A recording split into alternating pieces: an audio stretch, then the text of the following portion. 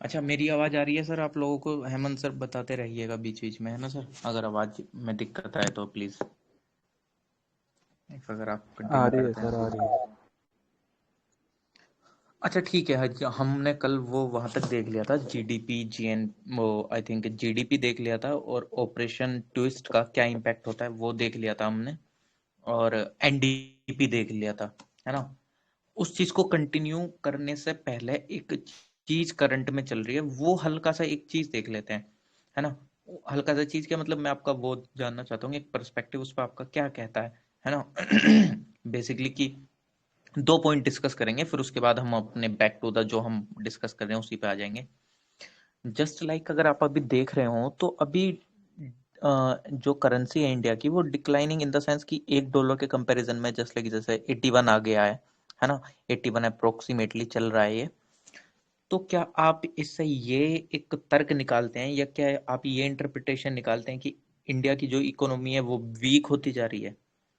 Is it correct कि अगर मैं ये बोलूं कि जस्ट लाइक जैसे डॉलर के कंपैरिजन में इंडिया का रुपी डिक्लाइन हो गया है, तो क्या ये चीज सही है कि अगर मैं ऐसे बोलूं कि इंडिया की इकोनॉमी वीक हो रही है? अगर आप बताना चाहें तो बता सकते हैं, क्या ऐसा मेरा बोलना सही होगा? इंडिया की इकोनॉमी वीक तो हो ही रही है थोड़ी बहुत। अच्छा, कोई और कुछ अगर बताना चाहें तो बता सकते हैं। अच्छा ठीक है, मैं बता देता सॉरी हूँ। सर, अच्छा, रिपीट एक बार कर दोगे तो। क्या क्या हुआ सर? रिपीट सर ये कह करना रहा है? था। हाँ, समझ नहीं पाया क्या पूछा आपने। अच्छा अच्छा, मैं ये बोल रहा हूँ कि जस्ट लाइक अभी इंडिया का जो करेंसी है वो डॉलर के कंपैरिजन में just like $1 equal to 81 approximately हो गया है। तो क्या हम इससे ये इंटरप्रिटेशन निकाल सकते हैं कि इंडिया की इकोनॉमी वीक हो रही है? ऐसा कहना मेरा सही होगा? सर देखो, जो डॉलर स्ट्रांग हो रहा है ना, वो ऐसा नहीं है कि सिर्फ इंडिया के केस में हो रहा है। उसका असर इंडिया पे पड़ रहा है, लेकिन उसका असर ओवरऑल वर्ल्ड पे पड़ रहा है। सभी इकोनॉमीज डॉलर के मुकाबले पैसा, जैसे पैसा वीक हो रहा है डॉलर के मुकाबले, ये कहा जा सकता है। लेकिन इकोनॉमी वीक नहीं हुई है, इकोनॉमी हमारी अच्छी चल रही है।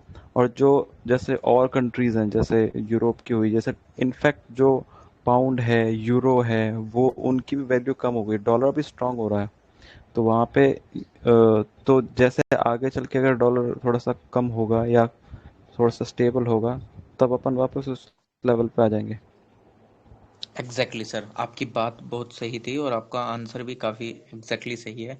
ये इंटरप्रिटेशन हम नहीं निकाल सकते हैं कि इंडिया की इकोनॉमी वीक हो रही है, क्योंकि अगर मैं इसका एक एग्जांपल और दूं, आई थिंक 50s से पहले, 30s की बात कर लेते हैं या 40s के, आई थिंक उस समय पे जो डॉलर था वो ₹5 के बराबर था, मतलब इंडिया के ₹5 के, जस्ट लाइक जो अभी 81 है। तो उस टाइम पे तो हमारी कंडीशन क्या थी, बट आज ₹81 होने के बाद भी डॉलर का कंपैरिजन हम कितने, अगर कंपेयर करें हम उस टाइम की अपनी मतलब एक तरीके से जो हमारी कंडीशन थी इंडिया की और अभी की कंडीशन से बहुत बड़ा डिफरेंस देखने को मिलता है। तो इसका इंटरप्रिटेशन ये नहीं निकलता कि इफ अगर डॉलर बढ़ रहा है और इकोनॉमी मतलब एक तरीके से कि रुपी जो है वो उसके कंपैरिजन में 81 हो जा रहा है, 82 हो जा रहा है, तो इकोनॉमी वीक हो रही है ना? इसका ये इंटरप्रिटेशन हम नहीं निकाल सकते हैं। अलग अलग फैक्टर्स रेस्पॉन्सिबल होते हैं, जस्ट लाइक हेमंत सर भी बताने की कोशिश कर रहे थे, है ना? और ये चीज पता है कभी कभी सही भी मतलब सही भी साबित हो जाती है। जस्ट लाइक जैसे चाइना हमेशा आपको पता होगा, बेसिकली वो अपनी करेंसी को खुद डिवेल्युएट करता था, डिवेल्युएट इन द सेंस कि वो खुद अपने रुपए की वैल्यू को गिराता था। मतलब जस्ट लाइक जैसे एक समय पे अगर येन की कीमत $1 इक्वल टू, मान लेते हैं द हाइपोथेटिकल एग्जांपल बता रहा हूँ मैं, $1 इक्वल टू 10 येन चल रहा है, तो वो उसको गिरा के 20 येन तक ले आता था। क्यों? क्योंकि उसको पता है अल्टीमेटली उससे फायदा हो रहा है। फायदा क्या हो रहा है? क्योंकि जो बाहर की जो कंट्रीज हैं उनको हमारे यहाँ का सामान सस्ता मिलेगा। जो अमेरिका आज $1 में, मान लो कि इफ अगर ₹70 का था जिस टाइम पे रुपीज, तो उस टाइम पे वो कम सामान खरीद पाता, लेकिन अब जस्ट लाइक जैसे ₹80 के हो गया तो अब कुछ ज्यादा सामान खरीद पाएगा। तो मे तो उससे क्या होता है, अल्टीमेटली आपके एक्सपोर्ट पे इफेक्ट पड़ता है। एक्सपोर्ट पे इफेक्ट इन द सेंस कि पॉजिटिव इफेक्ट देखने को मिल जाता है। एट मतलब 90 to 95% चांसेस में ये देखने को काफी अच्छे से मिल जाता है। बट उस हिसाब का आपके पास वॉल्यूम ऑफ प्रोडक्ट होना चाहिए। मतलब मान लो कि हमारी डिवैल्यू हो जा रही है लेकिन हम प्रोडक्ट उस लेवल का मैन्युफैक्चर नहीं कर रहे हैं, तो उस केस में एक अलग सिनेरियो हो जाता है ना। बट हाँ, इफ अगर आपका प्रोडक्ट काफी अच्छे से बन रहा है, उसका वॉल्यूम आपकी कंट्री में उस लेवल का प्रेजेंट है, तो आपके एक्सपोर्ट में काफी अच्छे से हेल्पफुल होता है वो। तो चाइना हमेशा यही करता था। तो बेसिकली आंसर ये है कि हमारा ये कहना गलत होगा कहीं ना कहीं, जो कि सर ने भी काफी अच्छा एग्जांपल दिया कि इकोनॉमी वीक हो रही है ना। तो ये चीज मैं डिस्कस करना चाह रहा था थोड़ा सा। तो अब बैक टू द पॉइंट वही आ जाते हैं जो हम कल अपना डिस्कस कर रहे थे, जीडीपी और जीएनपी, है ना। इससे पहले एक चीज डिस्कस कर लेते हैं कि ये जो हम फैक्टर, जिन फैक्टर्स पर जस्ट लाइक जैसे हम देखते हैं ना, at factory cost, at factor price, at market price, है ना, बोलते हैं ना GDP at market price, GDP at factor price, इस तरीके से। तो वो चीज़ क्या होती है, थोड़ा सा उसकी डेफिनेशंस वगैरह देख लेते हैं, क्योंकि वो भी हेल्पफुल होगा। ये आपका रियल जीडीपी, नॉमिनल जीडीपी और जीडीपी डिफ्लेटर, जो आगे वाली टर्म्स आने वाली हैं उनको समझने में। तो इफ अगर किसी को लगता है कि वो उनको पता है तो प्लीज़ वो बता सकते हैं, अगर बताना चाहें तो, कि ये फैक्टर कॉस्ट, मार्केट प्राइस, ये क्या होता है ये, इफ अगर किसी को। सर फिर से क्वेश्चंस रिपीट करिए ना, मैं समझ नहीं पाई।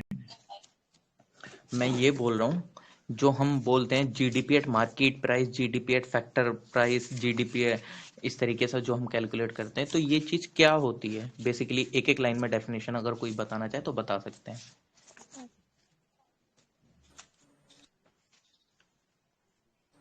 जीडीपी एट फैक्टर कॉस्ट, जो मतलब फैक्ट्री के रिलेटेड में जो चार उसके अंडर में आते हैं, जैसे लैंड आता है, लेबर आता है, कैपिटल और एंटरप्रेन्योरशिप आता है। तो उसके अंडर में फैक्टर प्राइस में क्या होता है, जो इनडायरेक्ट टैक्सेस होते हैं उनको हटा दिया जाता है और सब्सिडीज ऐड कर लिया जाता है। और मार्केट प्राइस में जब हम मार्केट में कंज्यूमर को जब देते हैं, या मार्केट प्राइस में जब गुड्स जाता है, तो वहाँ पे इनडायरेक्ट टैक्सेस इंक्लूड हो जाते हैं और सब्सिडीज को हटा दिया जाता है। अच्छा अच्छा, नहीं ठीक है, आपने काफी अच्छा बताया वैसे, मतलब सही बताया आपने, है सर ना। जीडी वो सर थोड़ा सिंपली वे में बताइएगा तो ज्यादा समझ में आती है ये। हाँ हाँ, मैं बता रहा हूँ इस चीज को रिपीट कर रहा हूँ मैं एक बार। GDP at factor cost basically कुछ नहीं है। जीडीपी एट फैक्टर कॉस्ट का मतलब है जस्ट लाइक कि कोई भी प्रोडक्ट कोई भी फैक्ट्री मैन्युफैक्चर कर रही है। अब वो फैक्ट्री मैन्युफैक्चर कर रही है तो ऐसा नहीं है कि वो एक ही इंसान उस चीज में कर पाएगा। उसमें क्या क्या चीज जरूरत होंगी, मान लो कि एक पार्ले जी का बिस्किट बनाने वाली फैक्ट्री है, तो उसमें आपको रॉ मटेरियल की ज़रूरत होगी, मतलब आपको गेहूं की ज़रूरत होगी, आपको लेबर की ज़रूरत होगी, आपको इलेक्ट्रिसिटी की ज़रूरत होगी, आपको जिस लैंड पे आपने अपनी फैक्ट्री सेटअप करी है उसका आपको किराया देना होगा। अब ऐसा नहीं है कि आप कोई मतलब एकदम से ही फैक्ट्री लगा लेता है, उसके पास करोड़ों रुपए पड़े हैं बैंक अकाउंट में, उसको लोन भी लेना पड़ता है। इन सब चीजों को ध्यान में रखने के बाद जो चीज, जिस चीज का प्राइस एक तरीके से हम तय करते हैं, उस चीज को फैक्टर प्राइस कहते हैं। और फैक्टर प्राइस को फैक्ट्री प्राइस के नाम से भी जाना जाता है। मतलब अगर कोई इंसान जस्ट लाइक, अगर मैं कोई चीज बना रहा हूँ तो मैं ये सारी चीजें इंक्लूड करने के बाद, उसमें अपना प्रॉफिट भी थोड़ा सा मैनेज करने के बाद, फिर उस प्रोडक्ट की कॉस्ट को डिफाइन करूंगा ना, कि मेरे को पार्ले जी का जो प्रोडक्ट है वो 10 रुपए का बेचना है, इसमें मेरा रेंट का भी आ गया, 1 रुपया मेरा रेंट का निकल जाएगा, 1 रुपया मेरा रॉ मटेरियल का निकल जाएगा, तो सारी चीज, और 1 रुपया मेरा इसमें प्रॉफिट का हो गया। तो सारी चीज मैं कैलकुलेट करने के बाद उस प्रोडक्ट के कॉस्ट को डिफाइन जो कर रहा हूँ ना, वो एक तरीके से एक फैक्टर कॉस्ट की मैं फैक्ट्री प्राइस, फैक्टर कॉस्ट को फैक्ट्री प्राइस के नाम से भी जाना जाता है। जैसे ऐसे बोलते थे जीडीपी एट फैक्टर कॉस्ट, यानी कि फैक्टर कॉस्ट का मतलब वो सारी चीजें उसमें इंक्लूड करी गई जो भी चीजें उस चीज को मैन्युफैक्चर करने में एक तरह यूज कर गई थी। बट वहीं पे अगर हम मार्केट कॉस्ट की बात कर लेते हैं, मार्केट कॉस्ट में क्या होता है, ये क्या हो गया, सॉरी एक सेकंड। अभी अच्छा, मेरी आवाज आ रही है, मेरी हाँ जी, आवाज आ आ रही है रही आप लोगों को। हाँ आ आ रही है रही सर। है।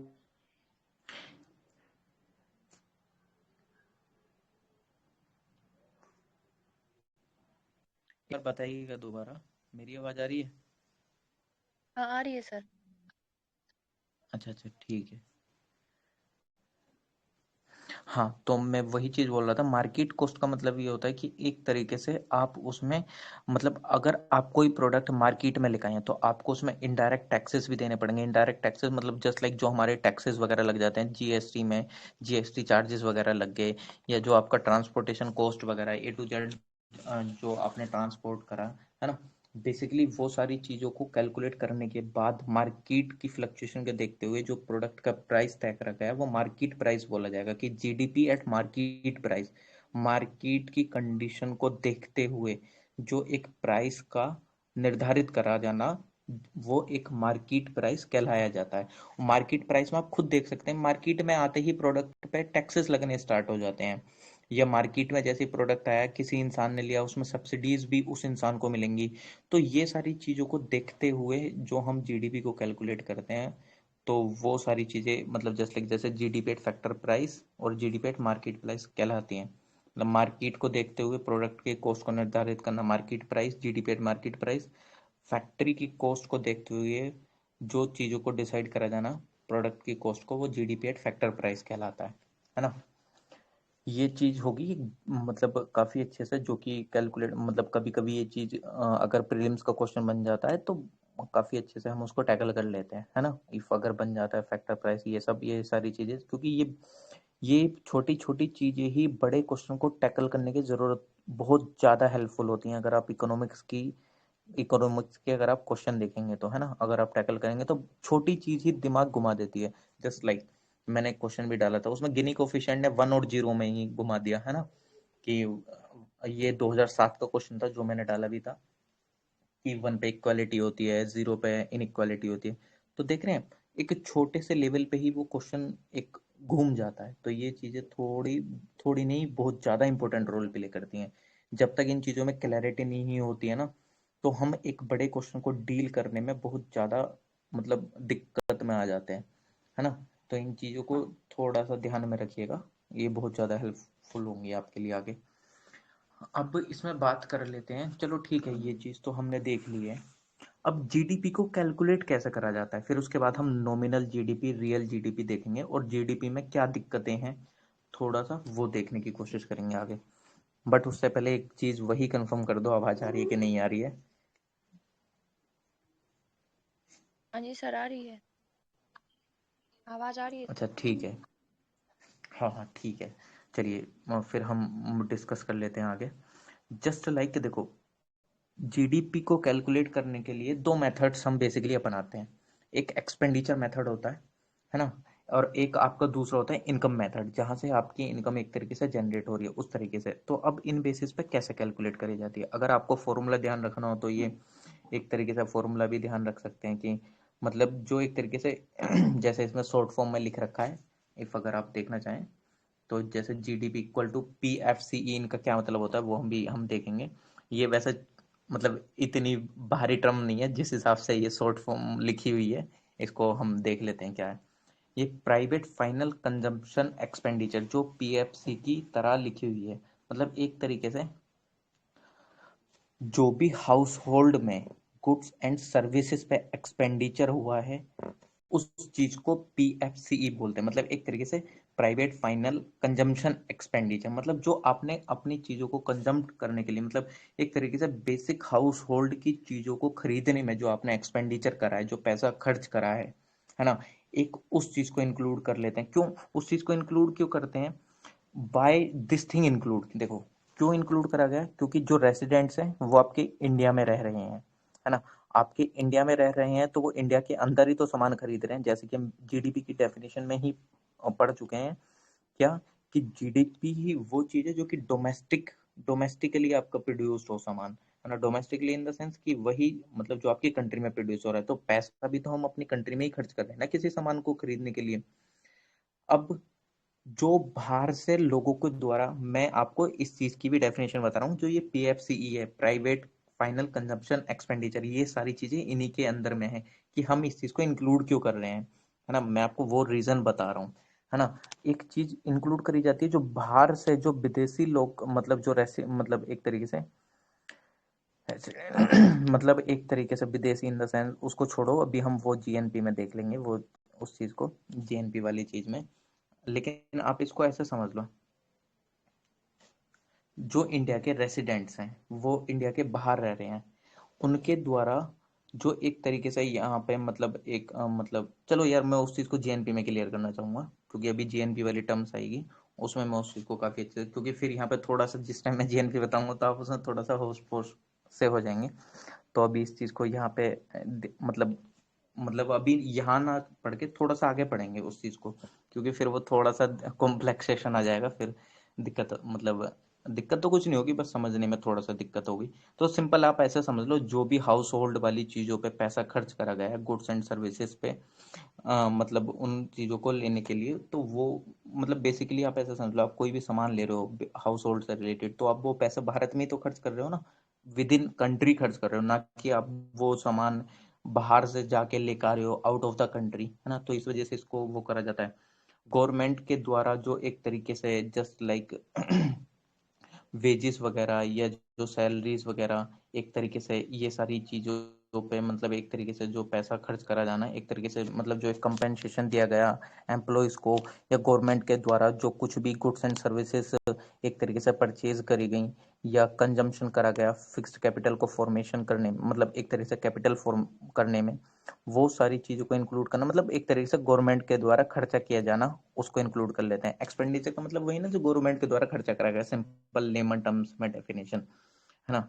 और फिर इसमें अगर इंक्लूड करने की बात आ जाए, तो एक तरीके से आपके भारत में जो एक ग्रोस कैपिटल फॉर्मेशन हुआ, gross capital formation in the sense कि जस्ट लाइक जो आपके रोड्स रेलवेज, इन सब जो इंफ्रास्ट्रक्चर है, इसको बनाने में जो आपका एक तरीके से पैसा वगैरह जो खर्च हुआ है, जो एक्सपेंडिचर हुआ है उस चीज को बनाने में, वो चीज को, और प्लस एक्सपोर्ट और इंपोर्ट को कैसे इंक्लूड करेंगे, एक्सपोर्ट और इंपोर्ट को टोटल, जस्ट लाइक जैसे आप अपने एक्सपोर्ट में से इंपोर्ट को माइनस करने के बाद जो आपका नेट आएगा, उसको आप एज अ इसमें एक्सपेंडिचर वाले में मेथड, एक्सपेंडिचर वाला जो हम मेथड अपनाते हैं जीडीपी को कैलकुलेट करने के लिए, उसमें आप उसको एक तरीके से ऐड करेंगे। बट आप डायरेक्टली ऐसे नहीं कि एक्सपोर्ट हमारा इतना हो गया, इंपोर्ट हमारा इतना हो गया, एक्सपोर्ट में से इंपोर्ट माइनस करेंगे, है ना। मतलब अब ऐसा क्यों कर रहे हैं, देखो इंडिया से सामान बाहर जा रहा है और इंडिया सामान कितना ले रहा है, समझ रहे हो, मतलब इंडिया के कंपैरिजन में सामान कितना एक्सपोर्ट हो रहा है, मतलब बाहर, मतलब हम कितना सामान बाहर बेच पा रहे हैं, और हम कितना, मतलब आप इसको एज अ एग्जांपल की फॉर्म में ले लो, मतलब जस्ट लाइक कि मान लो इंडिया का हाइपोथेटिकल एग्जांपल है, मान लो इंडिया सामान भेज रहा है 1000 रुपए का और इंपोर्ट वहीं पे कर रहा है एक तरीके से 2000 रुपए का, तो उसमें जो नेट निकल के आता है उसका एडिशन, बेसिकली वहां पे कितना पैसा खर्च हो रहा है, मतलब आप उसमें देख पा रहे हैं ना, 1000 रुपए हमारे एक्स्ट्रा खर्च हो रहे हैं चीजों को खरीदने